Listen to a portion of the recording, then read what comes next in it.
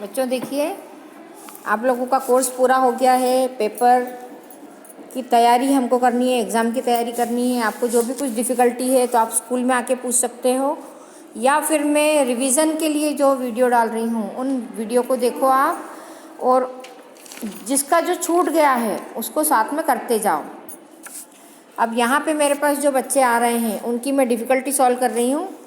तो आज हम कर रहे हैं एक्सरसाइज 9.2 का। अब इन्होंने क्वेश्चन पूछा था 8th 9th और 12th। तो इन क्वेश्चन में से हम क्वेश्चन नंबर 8 देख रहे हैं अभी।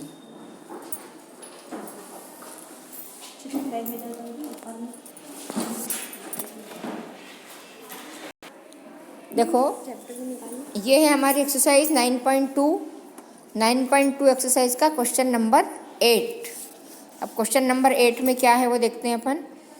If the sum of n terms of an AP is Pn plus Qn square where P and Q are constant, find the common difference. यहाँ पे D निकालना है। तो ये मैंने कल इसको एक बताया था, एक और मेथड है उसकी है। तो ये जो सेकंड मेथड है इसमें सम को हम S से डिनोट करते हैं APGP में, है ना। तो n टर्म्स का सम था इसलिए Sn लिखा। तो ये जो है Sn equal Pn plus Qn square, ये हमको दिया गया है ना। ये चीज़ हमारे पास है, इसको लेके हमको आगे बढ़ना है। तो हम क्या करेंगे, इसमें n इक्वल 1 2 3 रखेंगे। मतलब हमने S1 निकाला। S1 का मतलब क्या होगा, फर्स्ट टर्म का सम। तो फर्स्ट टर्म का सम जो होगा वो फर्स्ट टर्म ही होगी। तो ये S1 जो है ये प्लस Q आया, ठीक है। और ये जो S1 है ये T1 के बराबर है। मतलब फर्स्ट टर्म भी वही है और सम भी वही है। फिर हमने n इक्वल 2 रखा तो S2 आया। S2 का मतलब दो टर्म्स का सम, सेकंड टर्म। हाँ, फर्स्ट और सेकंड दो टर्म्स का सम। तो दो टर्म्स का सम क्या हो जाएगा, S2। तो हमने यहाँ पे n की जगह 2 रखा तो 2p, और 2 स्क्वायर हो जाएगा 2 स्क्वायर इंटू Q। तो ये हो जाएगा 2p प्लस 4Q। अब हमारी सेकंड टर्म क्या होगी, S2 माइनस S1। S2 में से S1 को घटाते हैं तो जो आती है वो सेकंड टर्म होती है। तो सेकंड टर्म निकालने के लिए T2 बराबर S2 माइनस S1। तो S2 लिखा हमने 2p plus 4Q minus S1 या T1 जो है वो P प्लस Q। इसको माइनस किया हमने, 2p plus 4Q minus P minus Q। तो P से P हट जाएगा तो एक P बचेगा, Q से Q माइनस होगा तो 3Q बचेगा। तो P प्लस 3Q, ये क्या आ गया हमारे पास में, T2। अब हमको ये पता है, देखो A plus D, A plus 2D। तो ये होती है फर्स्ट, ये होती है सेकंड टर्म, ये होती है थर्ड टर्म, है ना। इसमें से इसको माइनस करते हैं तो हमको मिलता है D, है ना। सेकंड में से फर्स्ट को माइनस किया तो D मिलता है। और इन दो का सम जो था वो S2 था, इसमें से इसको माइनस किया तो हमको मिल गई थी ये वाली टर्म। तो अब D निकालने के लिए हमने क्या किया, T2 माइनस T1 किया। ये T1 और T2 है तो T1 ये निकाल लिया सॉरी, T2 निकाला, T2 में से T1 को माइनस किया तो P plus 3Q minus P plus Q। तो P से P हट जाएगा, 3Q में से Q माइनस होगा तो 2Q बचेगा। इस तरह से हमको कॉमन डिफरेंस D मिल गया, ठीक है। अब इसका अगला क्वेश्चन था क्वेश्चन नंबर 9।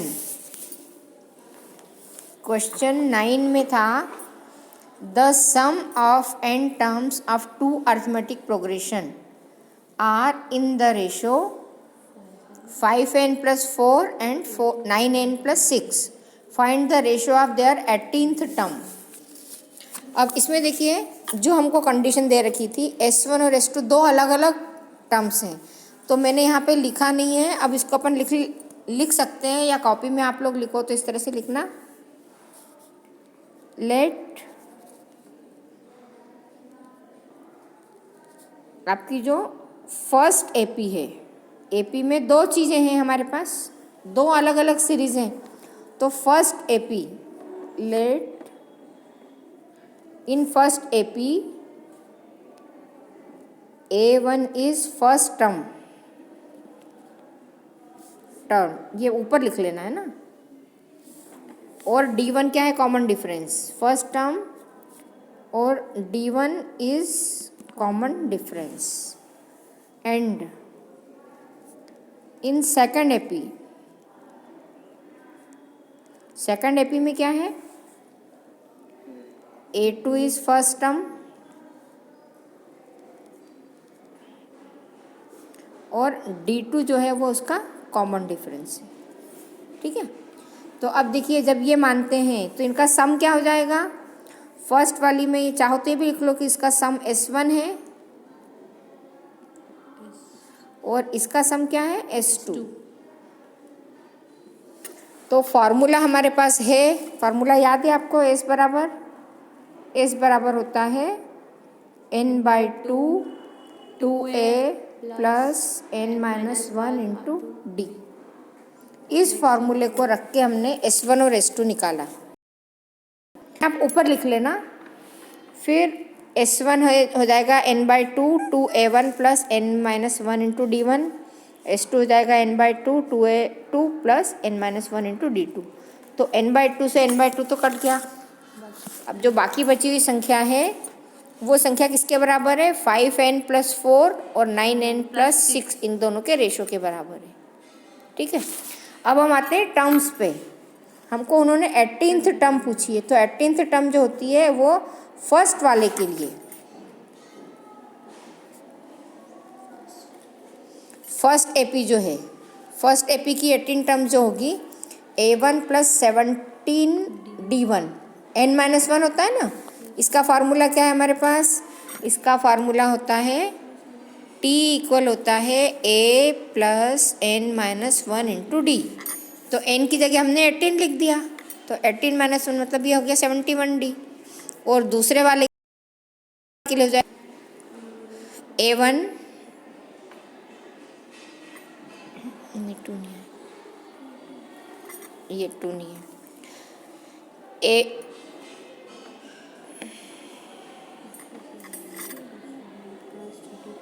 नहीं रुको, ये सेकंड, ये फर्स्ट का ही लिखा है, सेकंड का हो जाएगा A2 + 17 D2। ठीक है, अब देखिए हम इसकी कंपेयर कर रहे हैं। लाओ,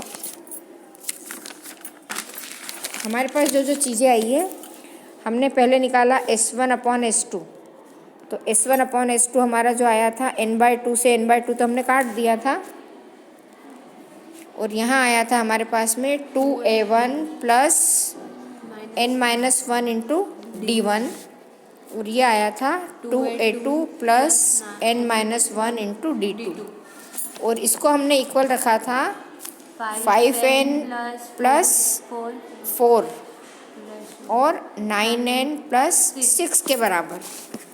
अब ये दोनों कट गए थे हमारे, ये और ये कट गए थे, और अभी हमने T1 18 और T2 18, पहली वाली के लिए दूसरे वाली के लिए 18th नंबर की टर्म निकाली, तो ये हमको मिली थी A1 प्लस 17 D1 और A2 प्लस 17 D2। अब इसकी कंपेयर हम इससे करते हैं, तो यहाँ पे देखिए कि A1 A2 के आगे जो है 2 लिखा हुआ है, तो हम इसमें भी 2 से मल्टीप्लाई कर देते हैं ऊपर और नीचे। तो अब हमारे पास ये क्या आ जाएगा, 2a1, ये हो जाएगा 2a1 प्लस 34 D1 और 2a2 प्लस 34 D2। अब यदि हम कहें कि इनका रेशो और इनका रेशो बराबर होगा, या इनकी हम कंपेयर करते हैं, कैसे, इस वाले से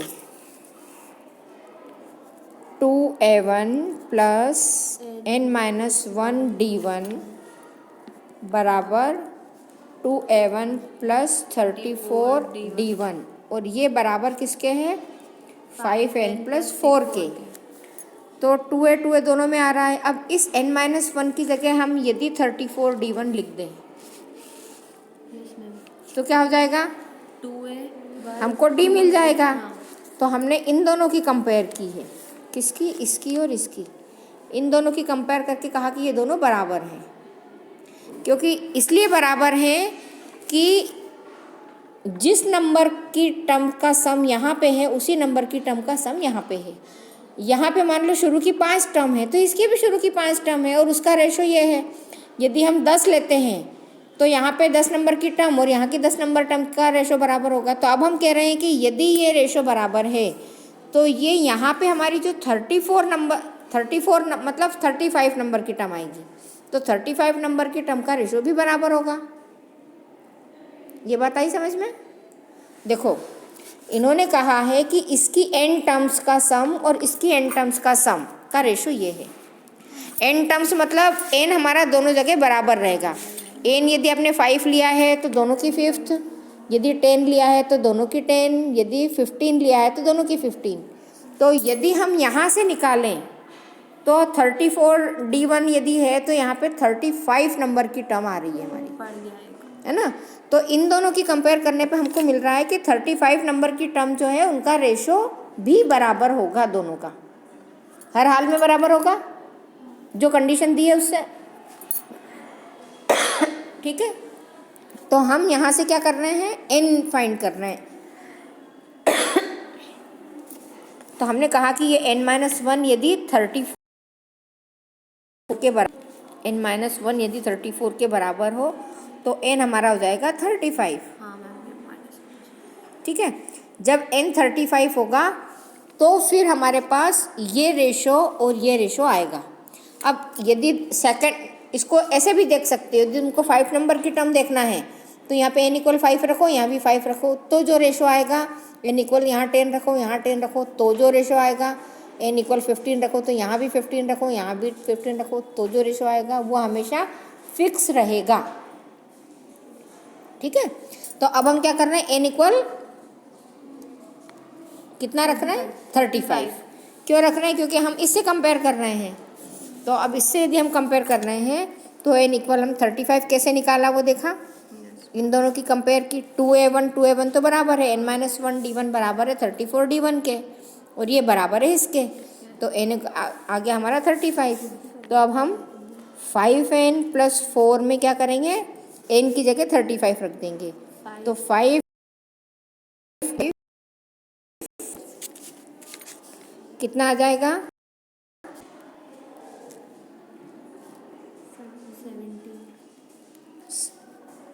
4 और ये आ जाएगा 179। अब ये क्या हुआ, S1 वाले के लिए था। अब S2 वाले के लिए निकालेंगे तो क्या आ जाएगा, 9n + 6 दिया है, इसमें भी हम n = 35 रख देंगे, तो ये हो जाएगा 9 × 35 + 6।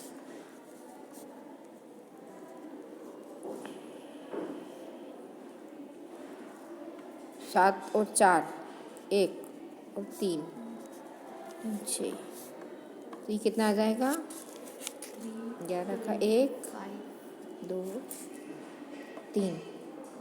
ठीक है, मतलब इनका रेशो क्या हो जाएगा, इनका रेशो हो जाएगा 179/3। आ गया समझ में? तो इस तरह से अपने ये 2 क्वेश्चन होते हैं। अब इसके बाद इसने जो क्वेश्चन दिए थे ये हैं 10.2 का 9, 12, 16 निकालो इसमें।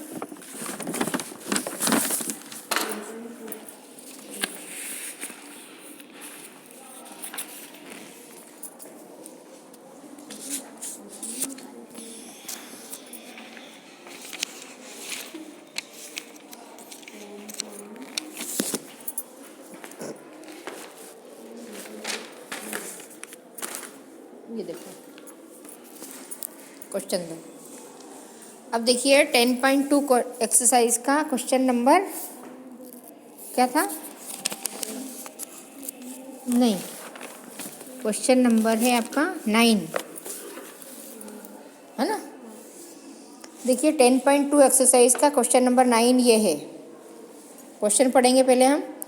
The vertex of PQR triangle है, आर पी दे रखा है 2 1, क्यू दिया है -2 3 एंड आर दिया है 4 5। Find equation of the median through the vertex R. इसमें देखिए इस तरह का डायग्राम बनेगा। ये हमारा क्यू आर, आर से आर के थ्रू जो मीडियन है उसकी हमको इक्वेशन बनानी है। तो इसके पहले मैंने जितने एक्सरसाइज करवाई है वो आप लोगों को आती है। इक्वेशन की जो इक्वेशन बनाने के लिए नहीं आता, तुमको आता है? देखो ये इसमें यही है, डिफ़िकल्टी में क्या होगा कि अब आपने यदि कर रखा है तो आपको समझ में आएगा, अब इसने कर रखा है तो इसको समझ में आ जाएगा। तो तुम लोग पहले इसको समझ लो क्वेश्चन को, फिर अपनी डिफ़िकल्टी निकालना। तुमने कुछ पढ़ा नहीं है इस बारे में? खोला ही नहीं है, साथ साथ नहीं कर पाते हो आप लोग। चलो अब इसको समझा देते, तुमको तो मालूम है ना सब। देखिए ऐसे इधर आओ, समझ में आ जाएगा, मैं साथ साथ बताती जाऊंगी। ये हमने एक ट्रायंगल बनाया, उन्होंने बोला था पी के कोऑर्डिनेट 2 1 है, क्यू के ये हैं, आर के ये हैं, तो हमने बना दिए। मीडियन की डेफिनेशन होती है जिस वर्टेक्स से के अपोजिट में, ये वर्टेक्स है, इसके अपोजिट में जो लाइन है उस लाइन का मिडिल पॉइंट जो होता है उसको मिलने वाली जो लाइन होती है उसको मीडियन कहते हैं। और ये मीडियन ट्रायंगल को 2 इक्वल पार्ट्स में डिवाइड करती है। तो हमने क्या किया, आर से एक ऐसी लाइन खींची जो एस पे आके मिलती है, और एस जो है वो इन दोनों का मिडिल पॉइंट है। अब मिडिल पॉइंट है मतलब इसके कोऑर्डिनेट्स क्या होंगे, इसका मिडिल पॉइंट है, तो मिडिल पॉइंट के कोऑर्डिनेट्स के लिए पी के कोऑर्डिनेट्स है 2 1, क्यू के हैं -2 और 3। तो इसका एक्स कोऑर्डिनेट और इसका एक्स कोऑर्डिनेट दोनों को जोड़ेंगे। एक्स कोऑर्डिनेट कौन सा होता है, आगे वाला। तो इसके और इसके एक्स कोऑर्डिनेट को जोड़ के 2 से भाग लगा देंगे तो इसका मिडिल पॉइंट मिल जाएगा। तो हमने इस 2 को और इस -2 को जोड़ के 2 से भाग लगा दिया तो 0 आ गया।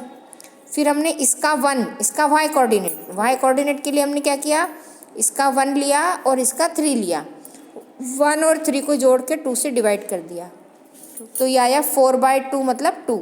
तो एस के कोऑर्डिनेट्स मिल गए हमको 0 2। ठीक है, अब हमको क्या करना है, ये आर एस जो लाइन है, इस आर एस लाइन की हमको इक्वेशन बनानी है। तो यहाँ पे फॉर्मूला लगेगा 2 पॉइंट से होके जाने वाली लाइन की इक्वेशन। अब मैंने आपको जो कोऑर्डिनेट पढ़ाई है उस कोऑर्डिनेट में मैंने आपको पढ़ाया है किसी एक पॉइंट से होके जाने वाली लाइन की इक्वेशन का फॉर्मूला, किन्हीं 2 पॉइंट से होके जाने वाली लाइन का फॉर्मूला। ठीक है, और एक ऐसी स्ट्रेट लाइन होती है उसका फार्मूला। तो एक तो फार्मूला होता है आपका y = mx + c। अब इसमें अपन बाद में डिस्कस करेंगे कि c क्या होता है, m क्या होता है। अभी हम ये सवाल कर रहे हैं इसलिए हम उसको छोड़ना पड़ रहा है। एक फार्मूला था हमारा y - y1 = mx - x1। कब, जब किसी एक पॉइंट से होके जा रही है लाइन, जैसे हमको ये कहा कि ये पॉइंट है और इस पॉइंट से होके जा रही है, तो जो जिस पॉइंट से होके जा रही है उसके कोऑर्डिनेट x1 और y1 लेते हैं और उसके लिए ये फार्मूला लेते हैं। अब यदि हमारे पास 2 पॉइंट है, जैसे यहाँ पे ये 2 पॉइंट आ रहे हैं r और s, 2 पॉइंट से होके जाने वाली लाइन की इक्वेशन के लिए हमारे पास फार्मूला ये हो जाता है y - y1, m जो होता है वो होता है y2 - y1 / x2 - x1 और x - x1। ये सारे फार्मूले मैंने आपको जो पुराने वीडियोस में हैं सारे मैंने सिखाए हैं। तुमने देखे वो वीडियो? देखो इसने बराबर वीडियो के साथ साथ पढ़ाई की है इसलिए इसको समझ में आ रहा है। तो ये वाला फार्मूला है, इस फार्मूले को हम लगाएंगे। तो इसमें हम क्या करेंगे, इसको x1 y1 ले लेंगे, इसको x2 y2 ले लेंगे। तो अब हम इसको लिखेंगे equation of median R S जो मीडियन है उसकी इक्वेशन। तो x, ये वाला x और y तो ऐसा ही रहेगा और बाकी x1 y1 की जगह हम बदल देंगे। तो अब हम इसको ले रहे हैं x1 y1, तो यहाँ पे ये y1 पहले आएगा और यहाँ पे आ जाएगा x1, और यहाँ पे आएगा y2 - y1 और x2 - x1। तो हमने इनकी वैल्यू रख दी इस वाले फार्मूले में, इस फार्मूले में वैल्यू रखी। तो y - 5 = 2 - 5 / 0 - 4। अब ये 2 और 0 क्या है, ये कोऑर्डिनेट्स 0 और 2, और 4 और 5 क्या है, ये और ये कोऑर्डिनेट्स। ठीक है, तो ये आ गया -3 और -4, और इसको हम कहते हैं m या स्लोप। और स्लोप के लिए 3 शब्द यूज़ होते हैं, एक तो m कहलाता है, एक स्लोप कहलाता है, और ये बराबर होता है tan थीटा के। जहाँ पे एंगल में इसकी माप दी हो वहाँ पे हम इसको थीटा के फॉर्म में भी रखते हैं। तो अब आपकी इक्वेशन इस फॉर्म में आ गई है, इस वाले फॉर्म में, उस फॉर्म में लेके आएंगे। तो अब हम क्या करेंगे, इसका क्रॉस मल्टीप्लिकेशन करेंगे। तो 4 का इधर किया तो 4, दोनों माइनस थे इसलिए प्लस हो गए वो। 4 × y - 5 = 3 × x - 4। 4 का अंदर मल्टीप्लाई कर दिया, 3 का अंदर कर दिया। अब सारी संख्याओं को हम एक तरफ लेके आ गए। ये x था, इधर आके माइनस में हो रहा था, तो हमने इसको प्लस करके और बाकी सबके चिन्ह बदल दिए। तो आप चाहो तो यहाँ पे एक स्टेप बढ़ा के लिख सकते हो कि हमने इसको इधर किया तो -3x + 4y, और इसको जब इधर ले गए तो ये हो गया +20 - 12। अब इसको हल करने पे क्या आ रहा है, -3, और यहाँ पे आ रहा है प्लस, तो हमने सबके चिन्ह बदले। तो 3x - 4y, ये प्लस था तो माइनस हो गया, माइनस था तो प्लस हो गया।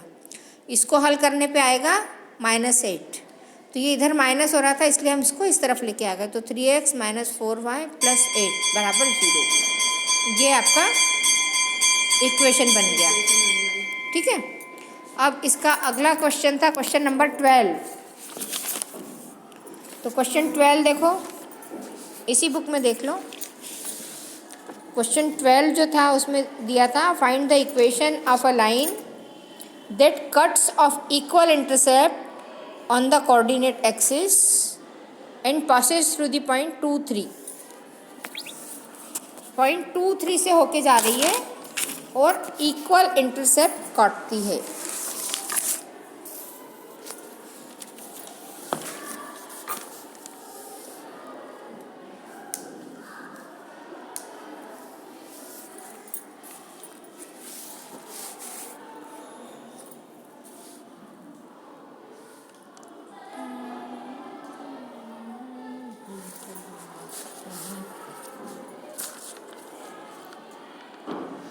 नहीं, ये तो दूसरा है, ये जो किया हुआ है दूसरा, इसको मैं बताती हूँ। ये जो मैंने किया है ये क्वेश्चन अलग हो गया है।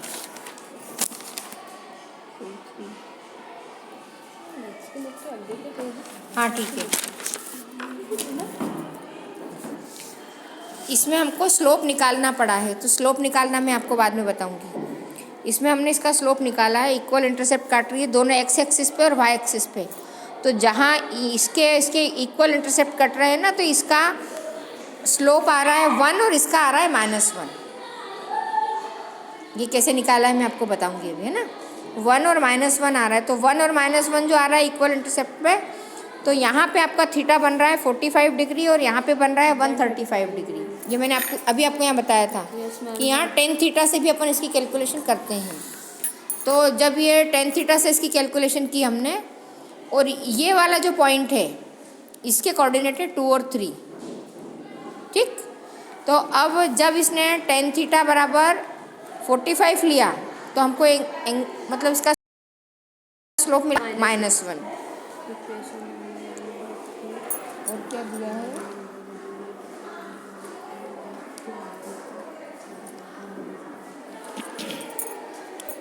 अब इन इंटरसेप्ट के साथ में ये 2, 3 से ही काट रही है, तो पहले वाला जो स्लोप था इस स्लोप पे 2, 3 से काटेंगे तो हमारे पास ये वाला फॉर्मूला लगेगा।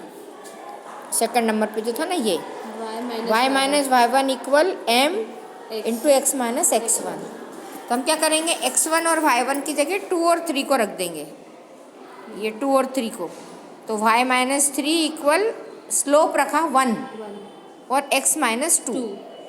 तो इक्वेशन हमारी क्या बन जाएगी, इस x को इधर लाएंगे तो माइनस में हो जाएगा, यहाँ पे ये हो जाएगा -x + y, और इधर क्या है -2 और इधर है 3, इधर आएगा तो प्लस हो जाएगा, तो हो जाएगा -2 + 3 मतलब 1। या हम इसके सारे चिन्ह बदल दें तो ये हो जाएगा आपका x - y बराबर -1। इस -1 को हम इधर लाएंगे तो ये हो जाएगा x - y + 1 बराबर 0।